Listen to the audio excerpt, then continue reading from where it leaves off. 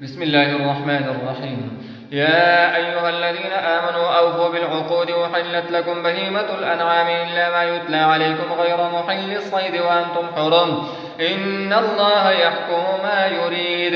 يا أيها الذين آمنوا لا تحلوا شعائر الله ولا الشهر الحرام ولا الهدي ولا القلائد ولا آمين البيت الحرام يبتغون فضلا من ربهم ورضوانا وإذا حللتم فاصطادوا ولا يجرمنكم شنآن قوم أن صدوكم عن المسجد الحرام أن تعتدوا وتعاونوا على البر والتقوى ولا تعاونوا على الإثم والعدوان واتقوا الله إن الله شديد العقاب.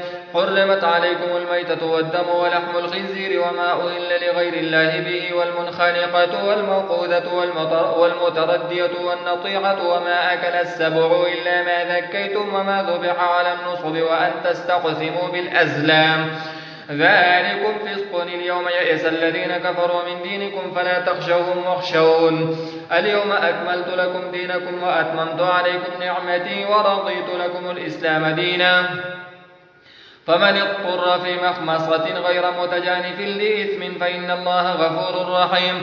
يسألونك ماذا أحل لهم قل أحل لكم الطيبات وما علمتم من الجوارح مكلبين تعلمونهن مما علمكم الله فكلوا مما أمسكنا عليكم واذكروا اسم الله عليه واتقوا الله إن الله سريع الحساب. اليوم أحل لكم الطيبات وطعام الذين أوتوا الكتاب حل لكم وطعامكم حل لهم والمحصنات من المؤمنات والمحصنات من الذين أوتوا الكتاب من قبلكم إذا آتيتموهن أجورهن محصنين غير مسافحين ولا متخذي أخدان ومن يكفر بالإيمان فقد حبط عمله وهو في الآخرة من الخاسرين. يا أيها الذين آمنوا إذا قمتم إلى الصلاة فاغسلوا وجوهكم وأيديكم إلى المرافق وامسحوا برؤوسكم وأرجلكم إلى الكعبين وإن كنتم جنبا فاطهروا وإن كنتم مرضى أو على سفر أو جاء أحد منكم من الغائط أو لامستم النساء فلم تجدوا ماء فتيمموا صعيدا طيبا فامسحوا بوجوهكم وأيديكم منه ما يريد الله ليجعل عليكم من حرج ولكن يريد ليطهركم وليتم نعمته عليكم لعلكم تشكرون. واذكروا نعمة الله عليكم وميثاقه الذي واثقكم به إذ قلتم سمعنا وأطعنا واتقوا الله إن الله عليم بذات الصدور. يا أيها الذين آمنوا كونوا قوامين لله شهداء بالقسط ولا يجرمنكم شنآن قوم على ألا تعدلوا اعدلوا هو أقرب للتقوى واتقوا الله إن الله خبير بما تعملون. وعد الله الذين آمنوا وعملوا الصالحات لهم مغفرة وأجر عظيم والذين كفروا وكذبوا بآياتنا أولئك أصحاب الجحيم. يا أيها الذين آمنوا اذكروا نعمة الله عليكم إذ هم قوم أن يبسطوا إليكم أيديهم فكف أيديهم عنكم واتقوا الله وعلى الله فليتوكل المؤمنون.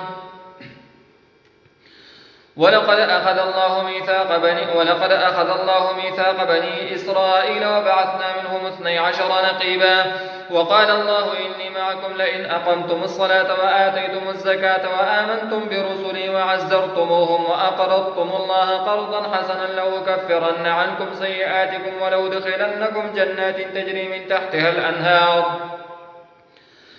فمن كفر بعد ذلك منكم فقد ضل سواء السبيل. فبما نقضهم ميثاقهم لعناهم وجعلنا قلوبهم قاسية يحرفون الكلم عن مواضعه ونسوا حظا مما ذكروا به ولا تزال تطلع على خائنة منهم إلا قليلا منهم فاعف عنهم واصفح إن الله يحب المحسنين. ومن الذين قالوا إنا نصارى أخذنا ميثاقهم فنسوا حظا مما ذكروا به فأغرينا بينهم العداوة والبغضاء إلى يوم القيامة وسوف ينبئهم الله بما كانوا يصنعون. يا أهل الكتاب قد جاءكم رسولنا يبين لكم كثيرا مما كنتم تخفون من الكتاب ويعفو عن كثير قد جاءكم من الله نور وكتاب مبين يهدي به الله من اتبع رضوانه سبل السلام ويخرجهم من الظلمات إلى النور بإذنه ويهديهم إلى صراط مستقيم. لقد كفر الذين قالوا إن الله هو المسيح ابن مريم. قل فمن يملك من الله شيئا إن أراد أن يهلك المسيح ابن مريم وأمه ومن في الأرض جميعا ولله ملك السماوات والأرض وما بينهما يخلق ما يشاء والله على كل شيء قدير. وقالت اليهود والنصارى نحن أبناء الله وأحباؤه قل فلم يعذبكم بذنوبكم بل أنتم بشر ممن خلق يغفر لمن يشاء ويعذب من يشاء ولله ملك السماوات والأرض وما بينهما وإليه المصير. يا أهل الكتاب قد جاءكم رسولنا يبين لكم على فترة من الرسل أن تقولوا ما جاءنا من بشير ولا نذير فقد جاءكم بشير ونذير والله على كل شيء قدير. وإذ قال موسى لقومه يا قوم اذكروا نعمة الله عليكم إذ جعل فيكم أنبياء وجعلكم ملوكا وآتاكم ما لم يؤت أحدا من العالمين. يا قوم ادخلوا الأرض المقدسة التي كتب الله لكم ولا ترتدوا على أدباركم فتنقلبوا خاسرين. قالوا يا موسى إن فيها قوما جبارين وإنا لن ندخلها حتى يخرجوا منها فإن يخرجوا منها فإنا داخلون. قال رجلان من الذين يخافون أنعم الله عليهم ادخلوا عليهم الباب فإذا دخلتموه فإنكم غالبون وعلى الله فتوكلوا إن كنتم مؤمنين. قالوا يا موسى إنا لن ندخلها أبدا ما داموا فيها فاذهب أنت وربك فقاتلا إنا هنا قاعدون. قال رب إني لا أملك إلا نفسي وأخي فافرق بيننا وبين القوم الفاسقين. قال فإنها محرمة عليهم 40 سنة يتيهون في الأرض فلا تأس على القوم الفاسقين. واتل عليهم نبأ بني آدم بالحق إذ قربا قربانا فتقبل من أحدهما ولم يتقبل من الآخر قال لأقتلنك قال إنما يتقبل الله من المتقين. لئن بسطت إلي يدك لتقتلني ما أنا بباسط يدي إليك لأقتلك إني أخاف الله رب العالمين. إني أريد أن تبوء بإثمي وإثمك فتكون من أصحاب النار وذلك جزاء الظالمين. فطوعت له نفسه قتل أخيه فقتله فأصبح من الخاسرين. فبعث الله غرابا يبحث في الأرض ليريه كيف يواري سوءة أخيه قال يا ويلتى أعجزت أن أكون مثل هذا الغراب فأواري سوءة أخي فأصبح من النادمين. من أجل ذلك كتبنا على بني إسرائيل أنه من قتل نفسا بغير نفس أو فساد في الأرض فكأنما قتل الناس جميعا ومن أحياها فكأنما أحيا الناس جميعا. ولقد جاءتهم رسلنا بالبينات ثم إن كثيرا منهم بعد ذلك في الأرض لمسرفون. إنما جزاء الذين يحاربون الله ورسوله ويسعون في الأرض فسادا أن يقتلوا أو يصلبوا أو تقطع أيديهم وأرجلهم من خلاف أو ينفوا من الأرض ذلك لهم خزي في الدنيا ولهم في الآخرة عذاب عظيم. إلا الذين تابوا من قبل أن تقدروا عليهم فاعلموا أن الله غفور رحيم. يا أيها الذين آمنوا اتقوا الله وابتغوا إليه الوسيلة وجاهدوا في سبيله لعلكم تفلحون. إن الذين كفروا لو أن لهم ما في الأرض جميعا ومثله معه ليفتدوا به من عذاب يوم القيامة ما تقبل منهم ولهم عذاب أليم. يريدون أن يخرجوا من النار وما هم بخارجين منها ولهم عذاب مقيم. والسارق والسارقة فقطعوا أيديهما جزاء بما كسبا نكالا من الله والله عزيز حكيم. فمن تاب من بعد ظلمه وأصلح فإن الله يتوب عليه إن الله غفور رحيم. ألم تعلم أن الله له ملك السماوات والأرض يعذب من يشاء ويغفر لمن يشاء والله على كل شيء قدير. يا أيها الرسول لا يحزنك الذين يسارعون في الكفر من الذين قالوا آمنا بأفواههم ولم تؤمن قلوبهم ومن الذين هادوا سماعون للكذب سماعون لقوم آخرين لم يأتوك يحرفون الكلم من بعد مواضعه يقولون إن أوتيتم هذا فخذوه وإن لم تؤتوه فاحذروا ومن يرد الله فتنته فلن تملك له من الله شيئا أولئك الذين لم يرد الله أن يطهر قلوبهم لهم في الدنيا خزي ولهم في الآخرة عذاب عظيم سماعون للكذب أكالون للسحت فإن جاءوك فاحكم بينهم أو أعرض عنهم وإن تعرض عنهم فلن يضروك شيئا وإن حكمت فاحكم بينهم بالقسط إن الله يحب المقسطين وكيف يحكمونك وعندهم التوراة فيها حكم الله ثم يتولون من بعد ذلك وما أولئك بالمؤمنين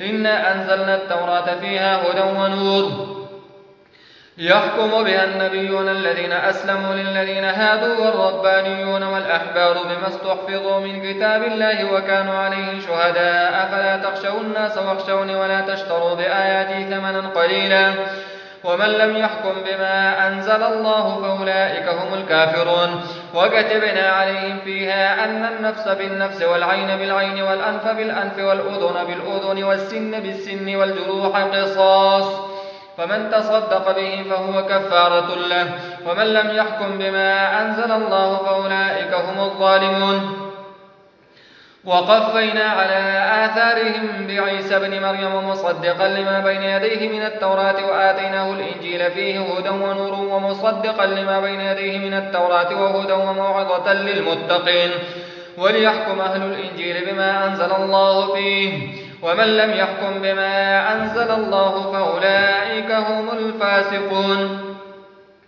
وأنزلنا إليك الكتاب بالحق مصدقا لما بين يديه من الكتاب ومهيمنا عليه فاحكم بينهم بما أنزل الله ولا تتبع أهواءهم عما جاءك من الحق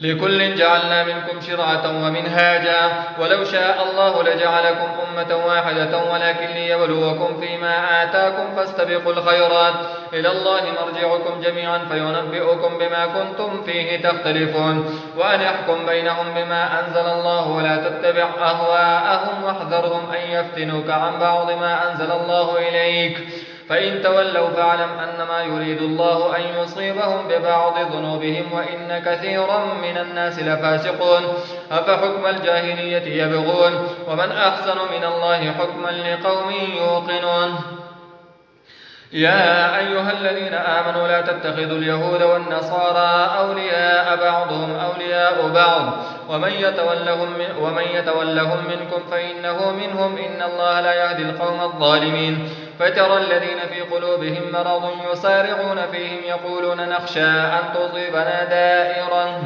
فعسى الله أن يأتي بالفتح أو أمر من عنده فيصبحوا على ما أسروا في أنفسهم نادمين ويقول الذين آمنوا أهؤلاء الذين أقسموا بالله جهد أيمانهم إنهم لمعكم حبطت أعمالهم فأصبحوا خاسرين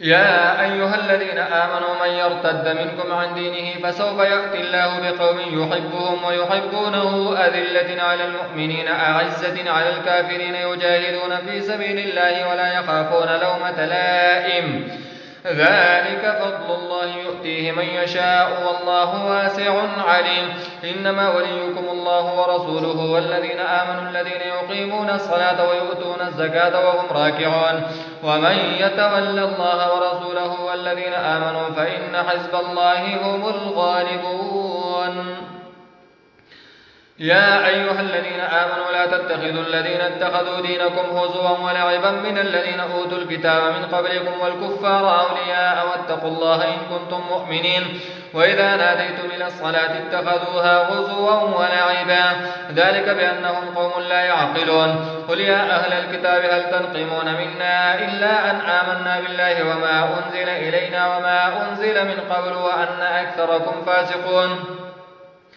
قل هل أنبئكم بشر من ذلك مثوبة عند الله من لعنه الله وغضب عليه وجعل منهم القردة والخنازير وعبد الطاغوت أولئك شر مكانا وأضل عن سواء السبيل. وإذا جاءوكم قالوا آمنا وقد دخلوا بالكفر وهم قد خرجوا به والله أعلم بما كانوا يكتمون. وترى كثيرا منهم يسارعون في الإثم والعدوان وأكلهم السحت لبئس ما كانوا يعملون. لولا ينهاهم الربانيون والأحبار عن قولهم الإثم وأكلهم السحت لبئس ما كانوا يصنعون. وقالت اليهود يد الله مغلولة غلت أيديهم ولعنوا بما قالوا بل يداه مبسوطتان ينفق كيف يشاء وليزيدن كثيرا منهم ما أنزل إليك من ربك طغيانا وكفرا وألقينا بينهم العداوة والبغضاء إلى يوم القيامة كلما أوقدوا نارا للحرب أطفأها الله ويسعون في الأرض فسادا والله لا يحب المفسدين. ولو أن أهل الكتاب آمنوا واتقوا لكفرنا عنهم سيئاتهم ولأدخلناهم جنات النعيم ولو أنهم أقاموا التوراة والإنجيل وما أنزل إليهم من ربهم لأكلوا من فوقهم ومن تحت أرجلهم منهم أمة مقتصدة وكثير منهم ساء ما يعملون. يا أيها الرسول بلغ ما أنزل إليك من ربك وإن لم تفعل فما بلغت رسالته والله يعصمك من الناس إن الله لا يهدي القوم الكافرين. قل يا أهل الكتاب لستم على شيء حتى تقيموا التوراة والإنجيل وما أنزل إليكم من ربكم وليزيدن كثيرا منهم ما أنزل إليك من ربك طغيانا وكفرا فلا تأس على القوم الكافرين. إن الذين آمنوا والذين هادوا والصابئون والنصارى من آمن بالله واليوم الآخر وعمل صالحا فلا خوف عليهم ولا هم يحزنون. لقد أخذنا ميثاق بني إسرائيل وأرسلنا إليهم رسلا كلما جاءهم رسول بما لا تهوى أنفسهم فريقا كذبوا وفريقا يقتلون وحسبوا أن لا تكون فتنة فعموا وصموا ثم تاب الله عليهم ثم عموا وصموا كثير منهم والله بصير بما يعملون. لقد كفر الذين قالوا إن الله هو المسيح ابن مريم وقال المسيح يا بني إسرائيل اعبدوا الله ربي وربكم إنه من يشرك بالله فقد حرم الله عليه الجنة ومأواه النار وما للظالمين من أنصار. لقد كفر الذين قالوا إن الله ثالث ثلاثة وما من إله إلا إله واحد وإن لم ينتهوا عما يقولون ليمسن الذين كفروا منهم عذاب أليم أفلا يتوبون إلى الله ويستغفرونه والله غفور رحيم. ما المسيح ابن مريم إلا رسول قد خلت من قبله الرسل وأمه صديقة كانا يأكلان الطعام انظر كيف نبين لهم الآيات ثم انظر أنا يؤفكون. قل أتعبدون من دون الله ما لا يملك لكم ضرا ولا نفعا والله هو السميع العليم. قل يا أهل الكتاب لا تغلوا في دينكم غير الحق ولا تتبعوا أهواء قوم قد ضلوا من قبل وأضلوا كثيرا وضلوا عن سواء السبيل. لعن الذين كفروا من بني إسرائيل على لسان داود وعيسى بن مريم ذلك بما عصوا وكانوا يعتدون كانوا لا يتناهون عن منكر فعلوه لبئس ما كانوا يفعلون. ترى كثيرا منهم يتولون الذين كفروا لبئس ما قدمت لهم أنفسهم أن سخط الله عليهم وفي العذاب هم خالدون. ولو كانوا يؤمنون بالله والنبي وما أنزل إليهم اتخذوهم أولياء ولكن كثيرا منهم فاسقون. لتجدن أشد الناس عداوة للذين آمنوا اليهود والذين أشركوا ولتجدن أقربهم مودة للذين آمنوا الذين قالوا إنا نصارى ذلك بأن منهم قسيسين ورهبانا وأنهم لا يستكبرون. وإذا سمعوا ما أنزل إلى الرسول ترى أعينهم تفيض من الدمع مما عرفوا من الحق يقولون ربنا آمنا فاكتبنا مع الشاهدين.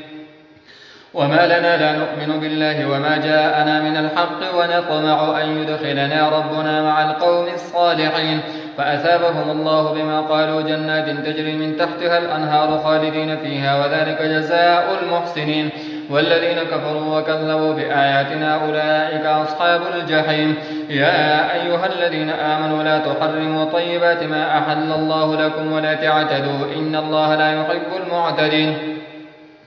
وكلوا مما رزقكم الله حلالا طيبا واتقوا الله الذي أنتم به مؤمنون. لا يؤاخذكم الله باللغو في أيمانكم ولكن يؤاخذكم بما عقدتم الأيمان، فكفارته إطعام 10 مساكين من أوسط ما تطعمون أهلكم أو كسوتهم أو تحرير رقبة، فمن لم يجد فصيام 3 أيام، ذلك كفارة أيمانكم إذا حلفتم، واحفظوا أيمانكم كذلك يبين الله لكم آياته لعلكم تشكرون.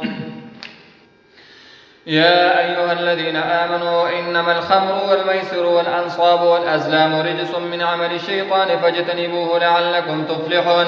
إنما يريد الشيطان أن يوقع بينكم العداوة والبغضاء في الخمر والميسر ويصدكم عن ذكر الله وعن الصلاة فهل أنتم منتهون؟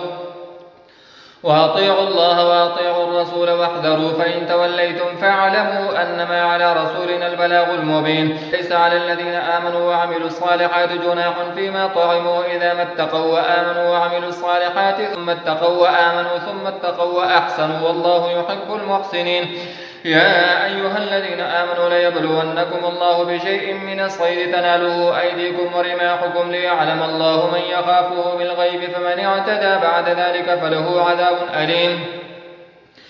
يا أيها الذين آمنوا لا تقتلوا الصيد وأنتم حرم، ومن قتله منكم متعمدا فجزاء مثل ما قتل من النعم يحكم به ذوى عدل منكم هديا بالغ الكعبة أو كفارة طعام مساكين أو عدل ذلك صياما ليذوق وبال أمره.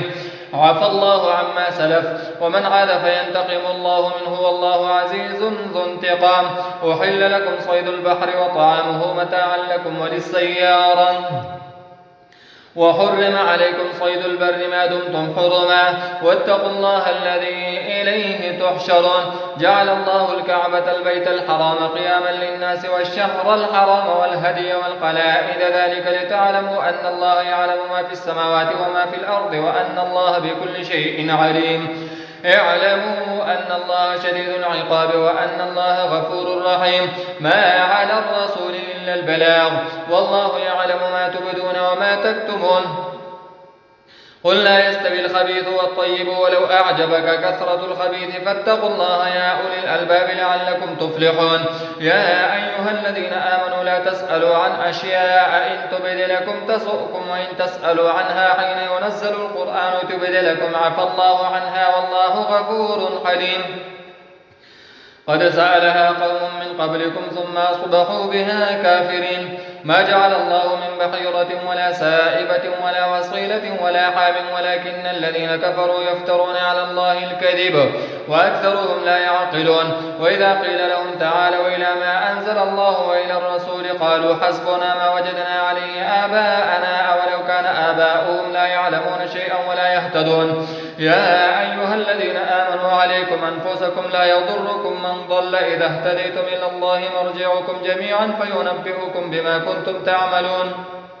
يا أيها الذين آمنوا شهادة بينكم إذا حضر أحدكم الموت حين الوصية 2 ذوى عدل منكم أو آخران من غيركم إن أنتم ضربتم في الأرض فأصابتكم مصيبة الموت تحبسونهما من بعد الصلاة فيقسمان بالله إن ارتبتم لا نشتري به ثمنا ولو كان ذا قربى ولا نكتم شهادة الله إنا إذا لمن الآثمين.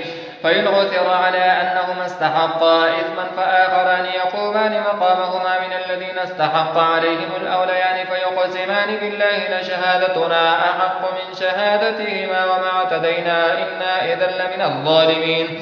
ذلك أدنى أن يأتوا بالشهادة على وجهها أو يخافوا أن ترد أيمان بعد أيمانهم واتقوا الله واسمعوا والله لا يهدي القوم الفاسقين.